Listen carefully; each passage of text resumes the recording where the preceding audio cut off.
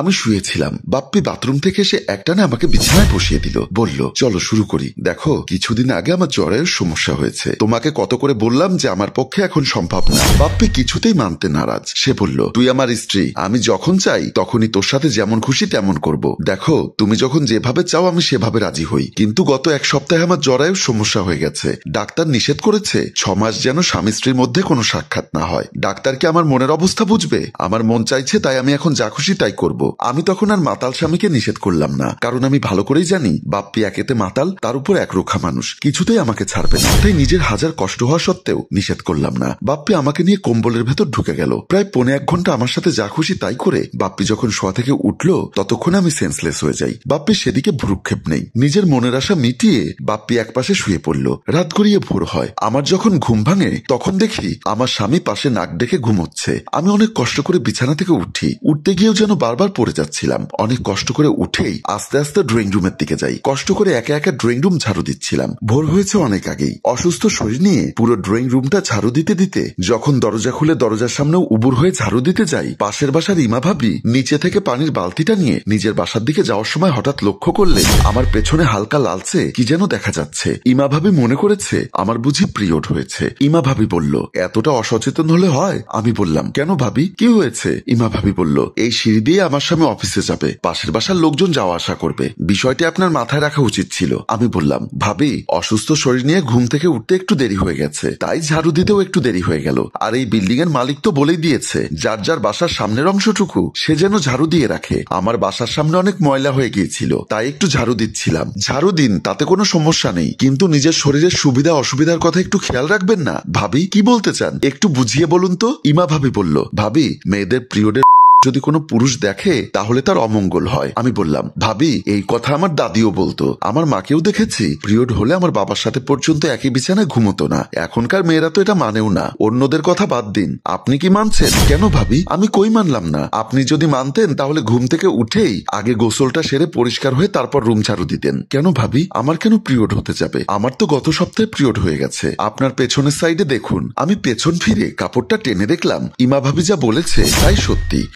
দাগ দেখে আমার মনে পড়ে গেল গত রাত্রে আমার স্বামী আমার সাথে যে পৈশাচিক আচরণ করেছে তার কথা। তারপর আমি ভাবিকে বিষয়টি খুলে বললাম, কারণ ভাবিকে না বলেও আমার কোনো উপায় ছিল না। আমার মুখে সব কথা শোনার পর ইমা ভাবি বললেন, কি করবেন ভাবি, আপনার কপালটাই খারাপ। আপনার স্বামীটা দেখতে শুনতে কত সুন্দর, কিন্তু মাতাল। শুনেছি টাকা পয়সাও ভালো ইনকাম করে, লেখাপড়াও নাকি অনেক করেছে, শিক্ষিত একজন মানুষ। ভাবি, টাকা পয়সা থাকলে কিংবা লেখাপড়া বেশি করলে মানুষ ভালো হয়, এই কথাটা ভুল। আমার স্বামীকে আপাত দৃষ্টিতে দেখে কেউ বুঝতে পারবে না তার ভেতর মনুষ্যত্ব বলতে কিছুই নেই। কথাগুলো বলতে না বলতেই ভেতর থেকে বাপ্পি ডাক দিলেন, কই গেলে, তাড়াতাড়ি নাস্তা রেডি করো, আমি বের হব।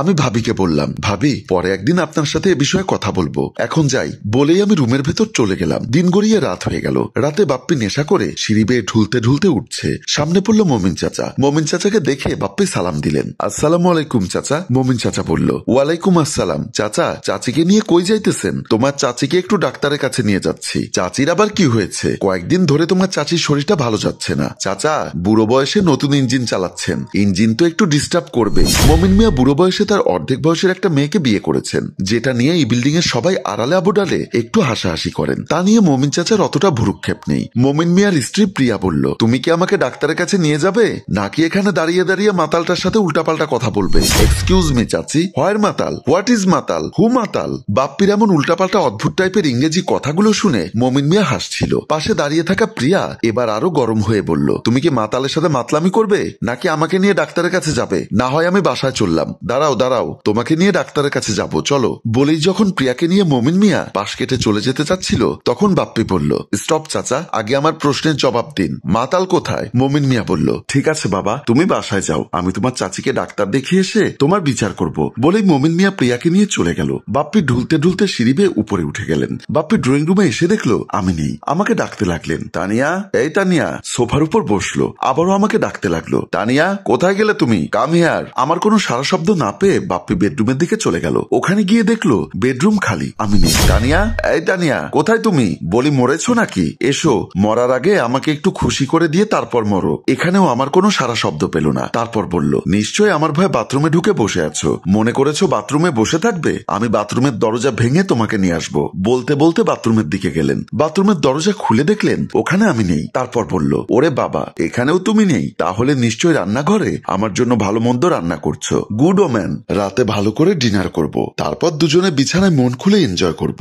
দাঁড়াও, আমিও আসছি রান্নাঘরে। এই বলে বাপ্পি রান্নাঘরের দিকে গেল। রান্নাঘরে এসে দেখলো রান্নাঘরও খালি। কোথায় গেল মেয়েটা? নিশ্চয়ই পাশের বাসার ভাবির সাথে গিয়ে গল্প করছে। আজকে ওখানে গিয়ে চুলের মুঠি ধরে নিয়ে আসবো। বলতে বলতেই বাপ্পি পাশের বাসার দিকে গেল। এই বাসায় থাকেন রহিম ভাই এবং ওনার স্ত্রী রিমি। বাপ্পি মাতাল অবস্থায় ঢুলতে ঢুলতে এসে দরজায় টোকা দিতে লাগলো। রহিম ভাই এবং ভাবি বাহিরে যাচ্ছিলেন। রহিম ভাই আবার হুজুর মানুষ, উনি বাহিরে গেলে স্ত্রীর যেন চোখ ছাড়া কিছুই দেখা না যায় সেভাবে নিয়ে যান। ভাবি হিজাব বানাচ্ছিল। দরজায় টোকা দেওয়ার শব্দ শুনে রহিম ভাইকে বলল, তুমি গিয়ে একটু দরজাটা খুলে দেখো তো কে এসেছে, আমি হিজাবটা একটু ভালো করে বাঁধি। ভাবির কথা মতো রহিম ভাই দরজা খুলে দিলেন। ভাইজান, আসসালামু আলাইকুম। ওয়ালাইকুম আসসালাম। এত রাতে কি চাই? বউ চাই। আপনার বউ কই? রহিম সাহেব বলল, বেয়াদব, মুখ সামলে কথা বল। ভাইজান, আপনি গরম হচ্ছেন কেন? আমি তো আপনার বউকে চাইনি, আমি আমার বউকে চাই। ওদের চেঁচামেচি শুনে দৌড়ে আসলো রিমি ভাবি। রিমি বলল, কি হয়েছে? কার সাথে চেঁচামেচি করছো? রহিম সাহেব বলল, আর বলো না, পাশের বাসার মাতালটার সাথে।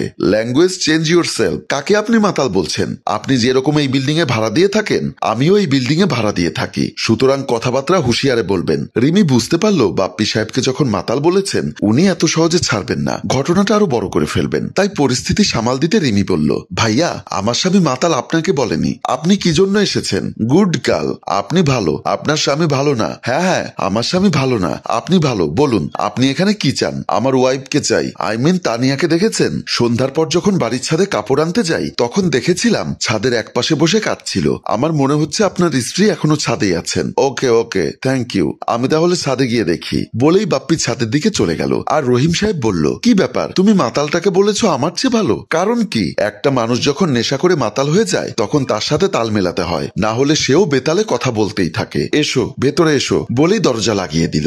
আমিও ইমা ভাবি পুলিশ অফিসারের সামনে বসে আছি। পুলিশ অফিসার আমাকে বলল, আপনার সব কথা শুনলাম। আপনার ঘটনার মতো প্রতিনিয়ত অহরহ ঘটনা ঘটছে আমাদের এই বাংলাদেশে। অনেক স্বামীরা স্ত্রীদেরকে ভোগ্যপণ্য মনে করে। আপনি কোনো টেনশন করবেন না, আপনার স্বামীকে ফোন করেছি, কিছুক্ষণের মধ্যেই এসে পড়বে। ওনার স্বামী মাতাল, এতক্ষণে কোথায় নেশা করে পড়ে আছে। ফোন দিয়েছেন, আপনার সাথে কথা বলেছে। আপনি কি মনে করেন ওনার স্বামী থানায় আসবে? পুলিশের নাম শুনলে মাতালের মাতলামিও বন্ধ হয়ে যায়। আপনি জিডিটা নিচ্ছেন না কেন? দেখুন, আমি জিডিটা একসেপ্ট করে ওনার স্বামীকে ধরে জেলেও ভরতে পারি। তাহলে তাই করছেন না কেন?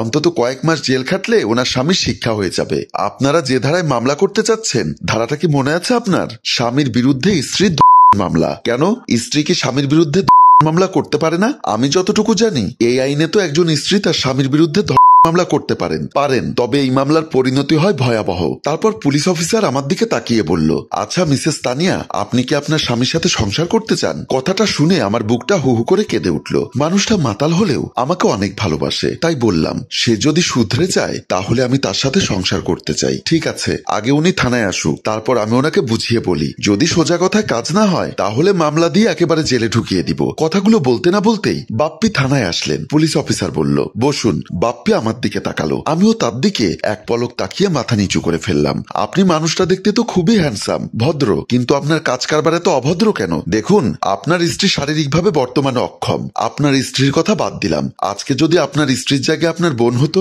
আপনার বোনের সাথে যদি আপনার ভগ্নিপতি এ ধরনের আচরণ করত, তাহলে আপনি কি করতেন? বাপ্পি বুঝতে পারলো তার স্ত্রীর সাথে এমন করাটা তার ঠিক হয়নি। তাই বাপ্পি বলল, সরি অফিসার, আসলে আমি নেশা করলে আমার হিতাহিত জ্ঞান থাকে না। আপনি নেশাটা করেন কেন? আমি ব্যবসা করতে গিয়ে অনেক টাকা দেনার তলে পড়ে গেছি, সেই টেনশনে রাতে আমার ঘুম হয় না, এজন্য নেশা করে ঘুমোই। নেশা করে কখনো কারো টেনশন চলে গেছে এমন কোন প্রমাণ আপনি দিতে পারবেন? সাময়িক হয়তো বা শান্তি পাওয়া যায়, এরই নাম তো জীবন নয়। যে লোক হাঁটতে হাঁটতে উঠে দাঁড়িয়ে জীবনটাকে গুছিয়ে নিতে পারে, সেই তো পুরুষ। পরাজয়ের গ্লানি মাথায় নিয়ে তিলে তিলে ধ্বংস হয়ে যাওয়ার নাম জীবন নয়। পৃথিবীতে আজকে যারা সফল, তাদের অনেকের জীবনে এসেছিল কোনো না কোনোভাবে ব্যর্থতা, আর ব্যর্থতাকে সার্থকতায় পরিণত করে ওনারা ঘুরে দাঁড়িয়েছিলেন বলেই আজকে পৃথিবীতে ওনারা সফল। আপনি একজন শিক্ষিত বুদ্ধিমান মানুষ, আশা করি আমি কি বলতে চেয়েছি বুঝে নেবেন। বাপ্পি তার কৃতকর্মের জন্য অনুতপ্ত হলো। তারপর আমার দিকে হাত জোর করে বলল, তানিয়া, তুমি এবারের মতো আমাকে ক্ষমা করে দাও। আমি ওনাদের সবার সামনে কথা দিচ্ছি, আমি আর কখনো নেশা করব না এবং তোমার ইচ্ছার বিরুদ্ধে